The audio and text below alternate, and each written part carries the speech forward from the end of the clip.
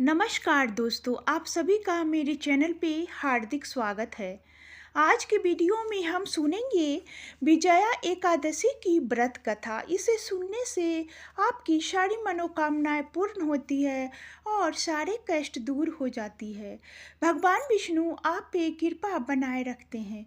तो कथा में अंत तक रहिएगा। साथ ही दोस्तों, मेरे चैनल पे आप नए हो तो चैनल को लाइक शेयर सब्सक्राइब करना न भूलिएगा। धन्यवाद।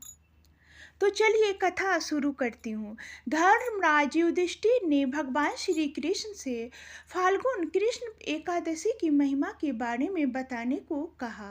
तब उन्होंने कहा कि इसे विजया एकादशी के नाम से जानते हैं। जो कोई विजया एकादशी का व्रत करता है उसे सफलता और मोक्ष मिलता है, उसके पाप नष्ट हो जाते हैं। विजया एकादशी की कथा सुने। एक समय की बात है, नारद मुनि ने ब्रह्मा जी से कहा विजया एकादशी के महत्व को बताने को। उन्होंने बताया कि त्रेता युग में अयोध्या के राजा दशरथ थे। उनकी पत्नी कैकेयी ने उनसे दो वचन मांगे, राम को 14 साल का वनवास और भरत को राज सिंहासन। पिता की आज्ञा से राम जी अपने अनुज लक्ष्मण और पत्नी सीता के साथ वन चले गए, जहां रावण ने सीता का हरण कर लिया। सीता की खोज में राम और लक्ष्मण वन में भटकते रहे, जहां उनकी मुलाकात वीर हनुमान से हुई। सुग्रीव से मित्रता के बाद वानर दल सीता माता की खोज में निकलते हैं। हनुमान जी माता सीता का पता लगाते हैं। फिर भगवान राम वानर सेना की मदद से लंका पर चढ़ाई करने की योजना बनाते हैं।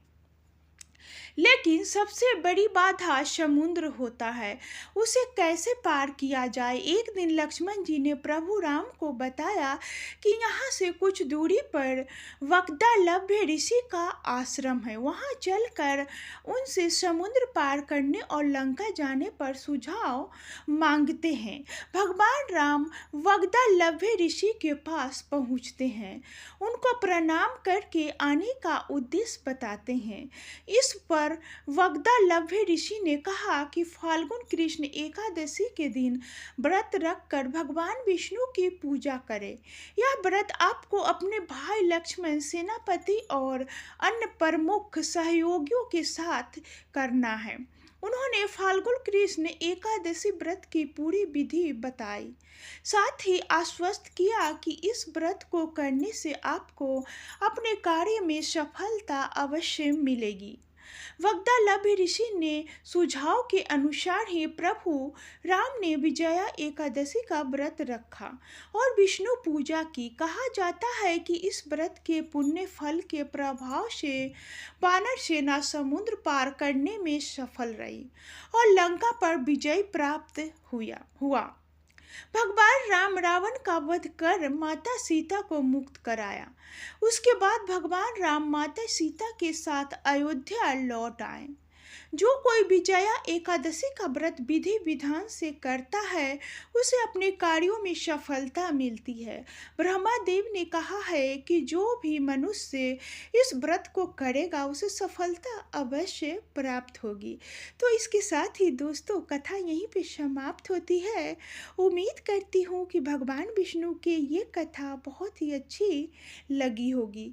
तो इसके साथ ही चैनल को लाइक शेयर सब्सक्राइब करना न भूलिएगा। धन्यवाद।